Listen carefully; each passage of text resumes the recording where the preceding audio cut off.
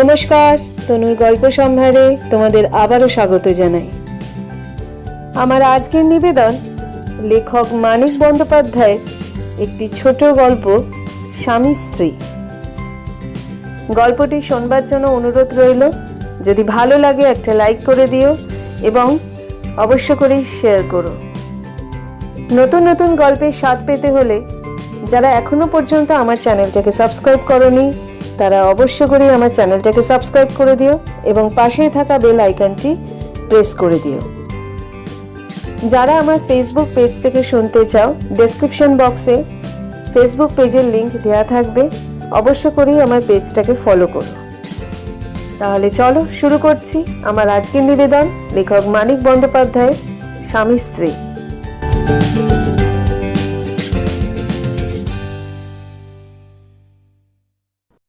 রাত 10টায় মেনকা ঘরে এলো। এ বাড়িতে সকাল সকাল খাওয়া দাওয়ার হাঙ্গামা চুকে যায়।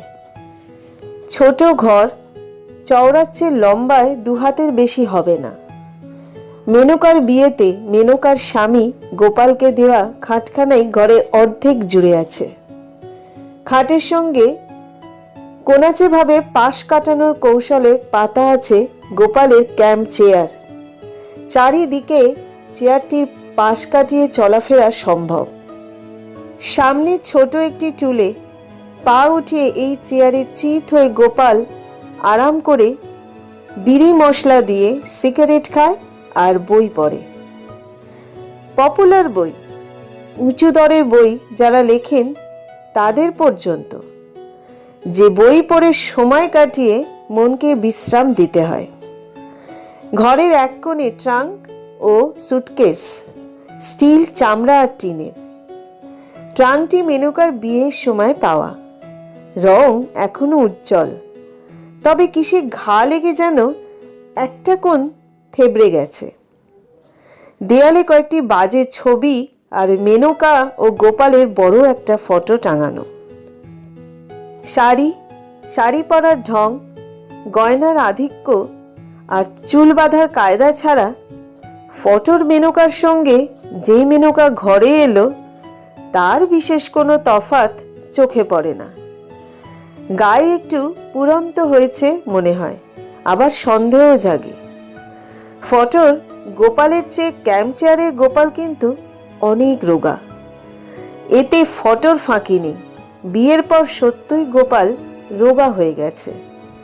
বিয়ে করার জন্য অথবা চাকরি করার জন্য বলা কঠিন। চাকরি আর বিয়ে তার হয়েছে প্রায় একসঙ্গে। ঘরে এসে দরজায় খিল তুলে দিয়ে মেনকা সেমিট ছাড়ল। খাটের প্রান্তে পা ঝুলিয়ে বসে জোরে জোরে পাখা চালিয়ে বলল, বাবা বাঁচলাম। গোপাল বই নামিয়ে তার দিকে তাকিয়ে সায় দেয়া হাসি একটু হাসল, তারপর আবার বই তুলে দিল। মাগো, সেদ্ধ হয়ে গেছি একেবারে। এবার গোপাল বই নামালো না, পড়তে পড়তেই বলল, বিশ্রী গরম পড়েছে। টেবিল ফ্যানটা তুমি আর কিনলে না। তুমি শাড়িটা না কিনলে ন্যাংটো হয়ে তো থাকতে পারি না। পাখার হাওয়া গায়ে লাগাতে তাই সে এরকম হয়ে আছে। ঘর যেন নির্জন, একজোড়া চোখও যেন ঘরে নেই। 3 মাস বাপের বাড়িতে কাটিয়ে 7 দিন আগে এখানে এসেছে। প্রথম দিন এভাবে হাওয়া খেতে পারেনি। ছি, লজ্জা করে না মানুষের? এক দেহ, এক মন, এক প্রাণ যারা, 3 মাসের ছাড়াছাড়ি তাদের এমনই করে দেয়। দেখা হওয়া মাত্র চট করে এক হয়ে যেতে পারে না। 3 মাস তারা পরস্পরকে কল্পনা করেছে, কামনা করেছে, ব্যথা আর ব্যর্থতার নিঃশ্বাস ফেলেছে। মুক্তির আস্বাদ আর স্বাধীনতার গৌরবে আনন্দ অনুভব করেছে শাস্তির মতো। রাত জেগেছে, আবেগের চাপে সময় সময় দম যেন আটকে এসেছে কয়েক মুহূর্তের জন্য। কত অভিনব পরিবর্তন ঘটেছে দুজনের মনেই দুজনের। দেখা হবার পর আবার এক দেহ, এক মন, এক প্রাণ হতে খিল দেয়া ঘরে একটা রাতের, অন্তত আধখানা বা সিকিখানা রাতের সময় লাগবে বইকি। যন্ত্রের পার্টস খুলে আবার ফিট করতে পর্যন্ত সময় লাগে। বিধাতা মিস্ত্রি হলেও লাগে।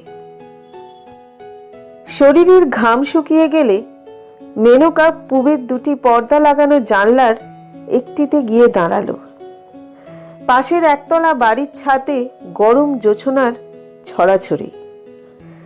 তারপরে তেতলা বাড়ির 7টা জানালা দিয়ে ঘরের আলো বাইরে এসেছে। আজকাল কখন সবগুলো জানালার আলো নেভে কে জানে। বিয়ের পর কিছুদিন এই খবরটা সে জানত। 4টে জানালা অন্ধকার হতো প্রায় 11টায়, 2টি হতো 12টার কাছাকাছি, আর তেতলার কোণের জানালাটি নিভত রাত 1:30-2টোর সময়।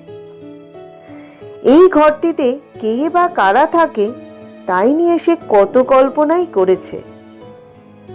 অন্য সম্ভবপর কল্পনাগুলো তার মনে আমল পেত না। পরীক্ষার পড়া করতে ও ঘরে কাউকে রাত জাগতে দিতে সে রাজি ছিল না। তার কেমন বিশ্বাস জন্মে গিয়েছিল তেতলার ওই কোণের ঘরটিতে তাদের মতো এক দম্পতি থাকে। বিয়ে যাদের হয়েছে অল্প দিন, তাদের মতো ভালোবাসতে বাসতে কখন রাত 2টো বেজে যায় ওদেরও খেয়াল থাকে না। তারা অবশ্য আলো নিভিয়ে দেয় অনেক আগেই। বাড়ির ভেতরের দিকে তাদের জানালাটি শুধু ঘন সার্সির, ঘরের মধ্যে নজর চলে না, কিন্তু আলো জ্বলছে কিনা জানা যায়। ওদের তেতলার কোণের ঘরটিতে হয়তো আলো জ্বালিয়ে রাখার অসুবিধা নেই। বাপের বাড়ি থেকে ফিরে আসবার দিন তারা প্রায় রাত 3টে পর্যন্ত জেগেছিল, কিন্তু সেদিন ও বাড়ির জানালার দিকে তাকাতে খেয়ালও হয়নি। মেনকা আপন মনে আফসোসের অস্ফুট আওয়াজ করল। সে রাত্রে বড় বাড়াবাড়ি হয়ে গিয়েছিল। এক রাত্রে সব একঘেয়ে হয়ে গেল। বাপের বাড়ি যাওয়ার আগে এক টানা 6 মাস একসঙ্গে কাটিয়ে যেমন হয়েছিল। ঘুম আসছিল। আফসোসটাই যেন ঘুম কাটানোর বেশি কি করে দিয়ে গেল মেনকার।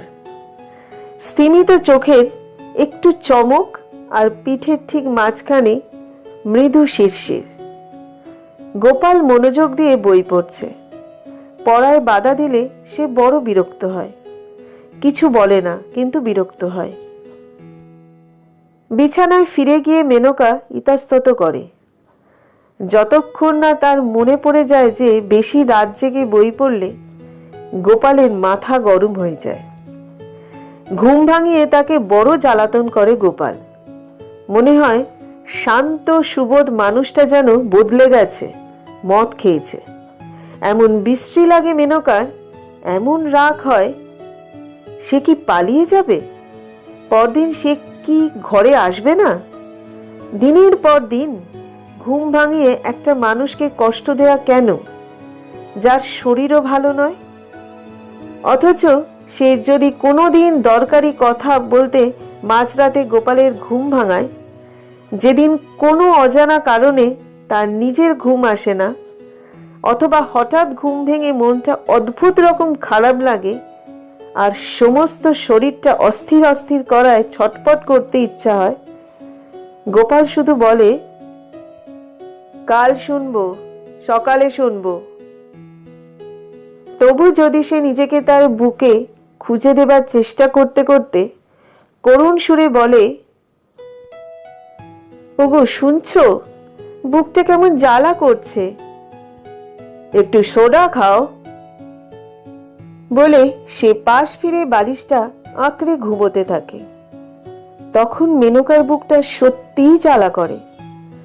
মাসে 6 মাসে একটা রাতে হয়তো এরকম ঘুম আসে না, অথবা এভাবে ঘুম ভেঙে যায়। হলোই বা তার অম্বলের জন্য। কথা কইবার একটা সে লোক পাবে না? পাওনা আদরের একটু তার জুটবে না এই ভয়ানক দরকারের সময়? ইতস্তত করার কয়েক মিনিটে আবার ঘুমটা ফিরে এসেছিল। হাই তুলে মেনকা বলল, শোবে না? এত যে পড়ছ, চোখ তো আবার কটকট করবে কাল। গোপাল বলল, চ্যাপ্টারটা শেষ করেই শোবো, 5 মিনিট। মেনকা শুয়ে চোখ বুঝল। ঘুমে শরীর অবশ হয়ে আসবার আরাম অনুভবের ক্ষমতাটুকু প্রায় ফুরিয়ে এসেছে। বই ফেলে টুল ঠেলে চেয়ার সরিয়ে গোপালের উঠবার শব্দে একটু সচেতন হয়ে উঠল। ভয় ভয় চোখ মেলে একবার গোপালের মুখের দিকে চেয়ে নিশ্চিন্ত হয়ে আবার চোখ বুঝল। গোপালের মাথা গরম হয়নি, ঘুম পেয়েছে। এক নজর তাকালেই মেনকা ওসব বুঝতে পারে। গোপালের চোখ মুখের সব চিহ্ন আর সংকেত তার মনের মুখস্থ হয়ে গেছে। আলো নিভিয়ে মেনকার পা মারিয়ে গোপাল নিজের জায়গায় শুয়ে পড়ল। মেনকার জড়ানো গলায় শুধল, কাল ছুটি না? গোপাল জবাব দিল, দুজনে মিনিট 10 ঘুমিয়েছে। এমন সময় ট্যাক্সি করে বাড়িতে এলো অতিথি।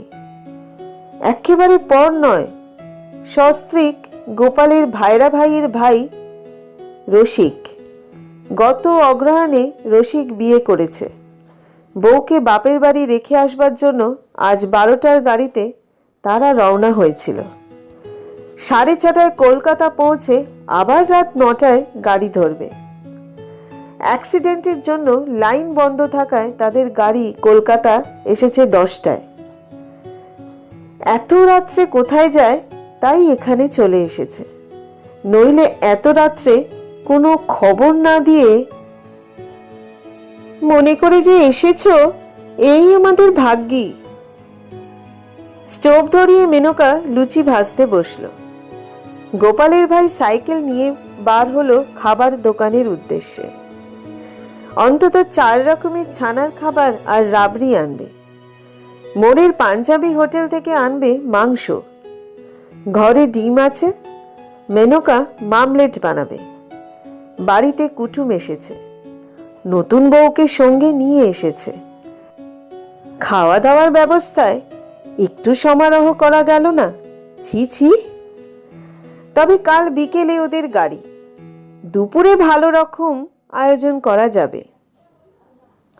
মাসের শেষ টাকা ফুরিয়ে এসেছে বটে, কিন্তু কুটুম বাড়িতে এলে টাকার কথা ভাবলে চলবে কেন?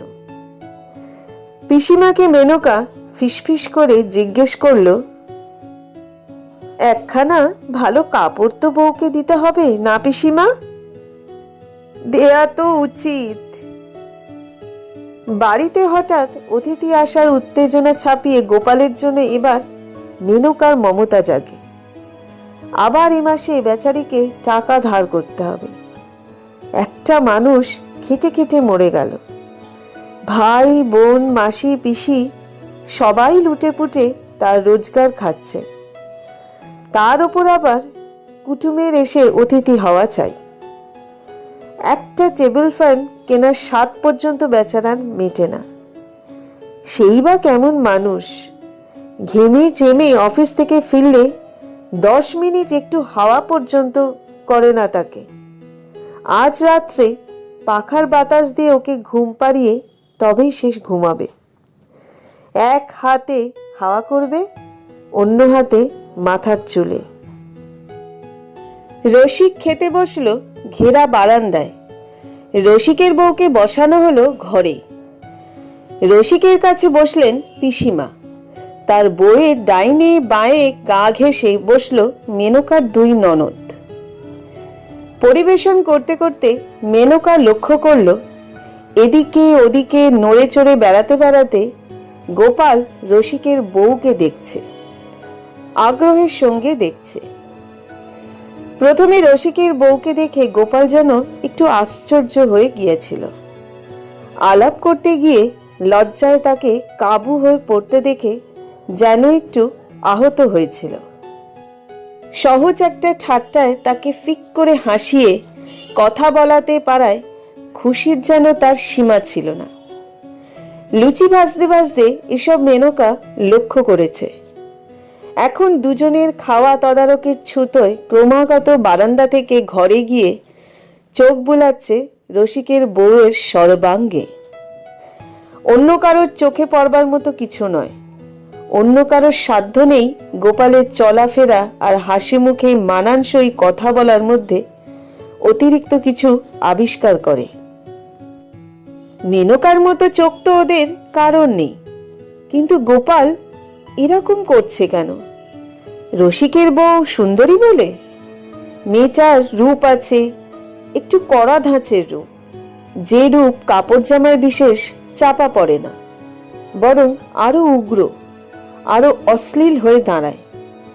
রাস্তার লোক হাঁ করে তাকিয়ে থাকে, বাড়ির মানুষ সশঙ্ক অবস্থায় দিন কাটায়, আর রূপের অহংকারে রূপসীটির মাটিতে পা পড়ে না। গোপাল শান্ত, নম্র, মিষ্টি রূপ ভালোবাসে, মেনকার মতো রূপ। রসিকের বউকে দেখে তার তো বিচলিত হবার কথা নয়। ঘরে গিয়ে একটু খোঁচা দিতে হবে, বুঝতে হবে ব্যাপারখানা কি। অতিথিদের খাওয়া শেষ হতেই তাদের শোয়ার সমস্যা নিয়ে পিসিমা মেনকা আর গোপালের পরামর্শ নিল। পিসি বললেন, ভূপাল আর কানাই এক বিছানায় শোবে, ওর বউকে অনু বিনুদের ঘরে দেয়া যাক, একটা তো রাত। গোপাল বলল, না না, তাই কি হয়? নতুন বিয়ে হয়েছে, ওদের একটা ঘর দেওয়া উচিত, ওরা আমার ঘরে থাকবে। পিসিমা ঝোঁক গিলে বললেন, তবে তাই কর। তারপর রাত 1টায় বাড়ির সব আলো নিভল। গোপাল শুল ভূপালের ছোট চৌকির ছোট বিছানায়, মেনকা শুল অনুবিনু দুই ননদের মাঝখানে।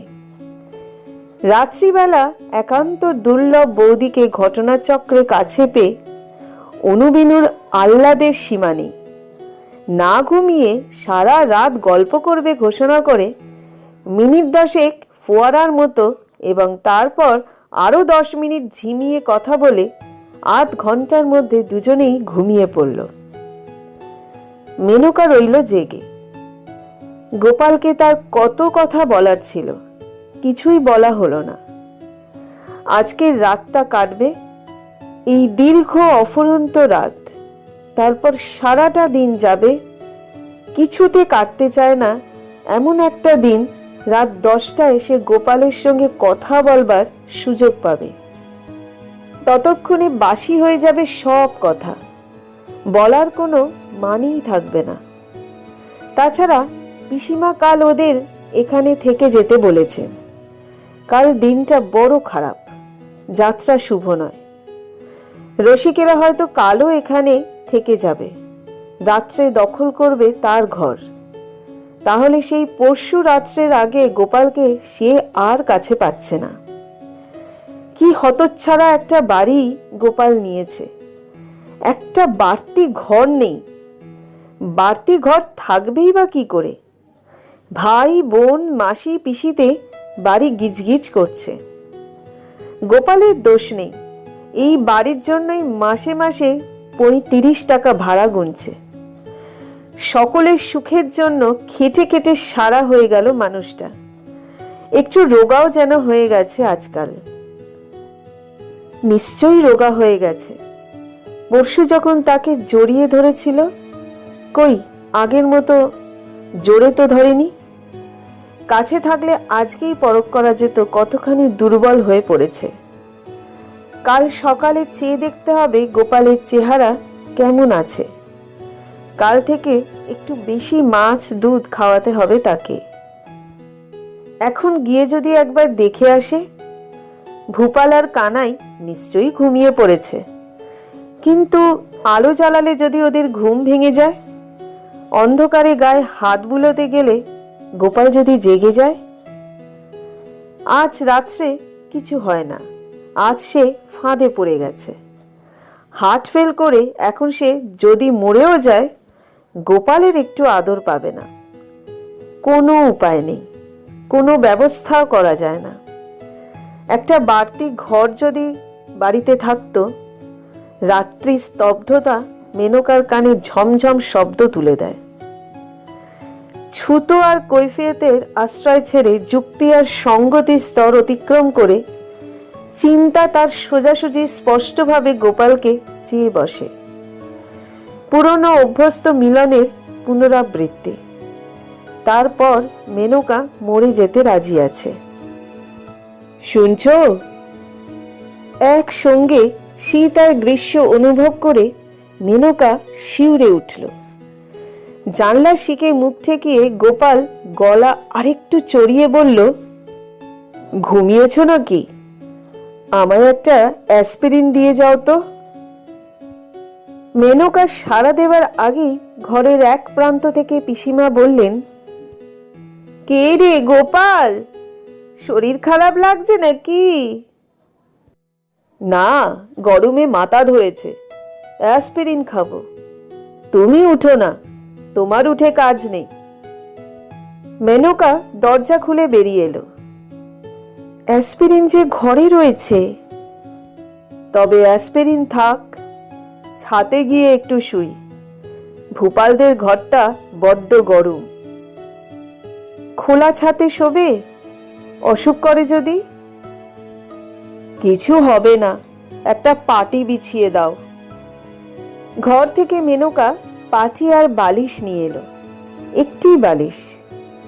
বারান্দা পার হয়ে ছাতের সিঁড়ির দিকে যাবার সময় তাদের ঘরের সামনের সার্সির জানলার কাছে তাকে দাঁড় করিয়ে গোপাল চুপি চুপি বলল, দেখেছ, এর মধ্যে ঘুমিয়ে পড়েছে।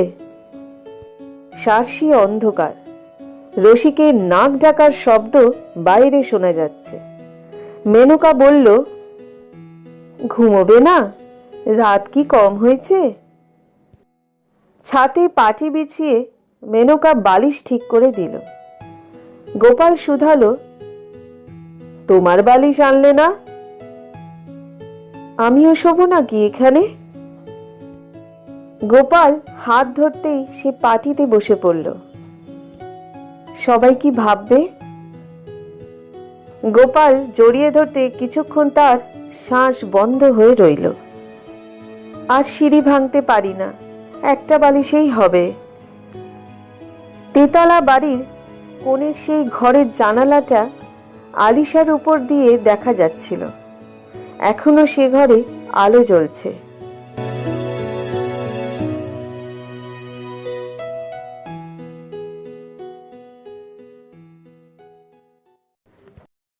এতক্ষণ তোমরা শুনলে লেখক মানিক বন্দ্যোপাধ্যায় একটা ছোট্ট প্রেমের গল্প, স্বামী স্ত্রী। গল্পটা শুনতে তোমাদের কেমন লাগলো অবশ্যই তোমরা কমেন্ট করে জানিও। আজকের মতো বিদায় নিচ্ছি। খুব শিগগির ফিরবো অন্য আরেকটা গল্প নিয়ে। সবাই ভালো থেকো, সুস্থ থেকো এবং সুরক্ষিত থেকো।